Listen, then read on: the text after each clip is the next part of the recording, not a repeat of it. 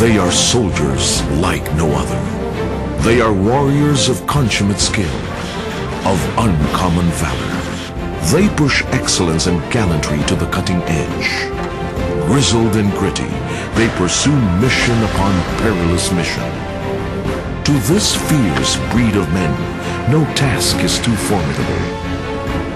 It is there to be done. Efficiently, effectively. They are the few, the proud, the Philippine Marines. An organic part of the Philippine Navy, the Marines are the rapid deployment strike force of the armed forces of the Philippines. In an archipelagic nation like the Philippines, with thousands of kilometers of vulnerable coastline, the Marines play a vital role. No force is better poised to assault the enemy, be they insurgents, terrorists, invaders, or criminal bands who seek refuge in the nation's remote islands. The Marines' primary mission is to strike deliberately and decisively in amphibious assault operations. Alongside this, the Marines provide security on naval bases and stations, as well as other government installations. Their fighting prowess, unflinching loyalty, and operational effectiveness are such that the safety of key Philippine officials and foreign dignitaries are often placed in the hands of the Philippine Marines.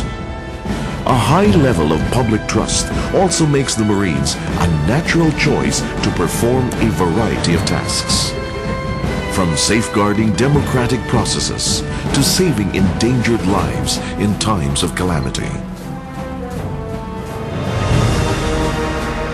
From its inception, the Marines were conceived as a highly mobile and lightning-fast strike force. At the height of the Hukbalahad threat following the Second World War, then Defense Secretary Ramon Magsaysay initiated the formation of the Marines to stem the tide of insurgency. AFP General Order Number 319, issued on November 2, 1950, paved the way for the organization of the Philippine Marine A Company. With a corps of volunteers seasoned by the war and led by Lieutenant Manuel Gomez of the Philippine Navy, the 1st Philippine Marine Company launched its first amphibious assault on April 19, 1951 at Umiray, Quezon. After 2 months, the elite fighting force got its baptism of fire in its first major encounter in Nueva Ecija. A few years later, the Marines successfully hunted down the slippery Muslim rebel Haji Kamlon in the Sulu Sea frontier. From then on, there was no stopping the Marines. With each passing decade, they waged campaign after critical campaign to help turn the tide against the Hooks, the New People's Army, and various factions of Muslim secessionists, and to neutralize heavily armed bands of terrorists. As the Marines expanded their functions, developed their unmatched brand of warfare, nurtured their unique culture, and earned the nation's confidence through the years, the company grew into a battalion, and subsequently into a brigade, and into what is now known as the Philippine Marine Corps. To a large extent, the present-day Marines remain true to their initial calling, a lean and mean strike force on constant alert, one with a proud tradition that rings loud and clear across the Corps. Today, the Philippine Marines are made up of 3 rifle brigades and 10 battalion landing teams deployed in critical pockets of the archipelago. The Marine Battalion landing teams comprise the primary operating forces of each brigade. To enhance its assault capabilities, every battalion has its complement of artillery and armor units, plus support elements such as scout snipers. The big guns soften well-entrenched enemy positions for attack, while light armored vehicles function as modern-day battering rams, prying open deep enemy layers for assaulting Marine troops. The reconnaissance elements, masters of camouflage and deception, exploit the natural terrain to gain prime offensive positions. A Force Recon Battalion, ready to strike by sea, air, or land, serves as the eyes and ears of the unit commanders.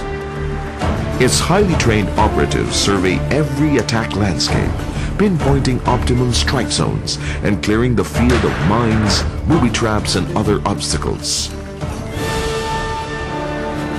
Whenever necessary, the Philippine Marine Ready Force is mobilized. On very short notice, it is able to organize, merge, integrate, and launch amphibious attacks. Its flexible, open-ended structure allows it to tap resources from different units of the Navy or the Armed Forces. Enabling the operating units to do their job effectively are the Philippine Marine Corps Vital Support Units. The combat and service support units man the high-caliber weapons that reinforce marine warfare operations. The unit's efforts have often been dubbed as the deciding factor in encounters, allowing the Marines to accomplish missions while keeping losses to a minimum. These units handle fundamental concerns such as artillery, armor, communication, transportation, and health. The Headquarters Battalion, on the other hand, oversees the operational and administrative control network of the Philippine Marines. This includes the military police and the renowned drum and bugle team.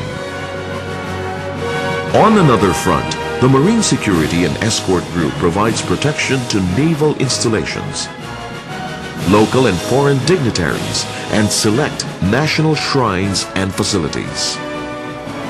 To complement the regular Marine forces, a reservist group consisting of 1 brigade of 2 battalions has been trained for combat and non-combat duty, should the need arise for their services. Compared to the rest of the armed forces, the Philippine Marine Corps is a small fighting unit. Yet, in times and places where the odds appear formidable, even insurmountable, the Marines are first in line to be called. The reliability of the Marines is due in large measure to the compactness of its organization. This has bred a unique culture that emphasizes rigorous training, discipline, and brotherhood. Imparting that culture begins here at the Marine Training Camp.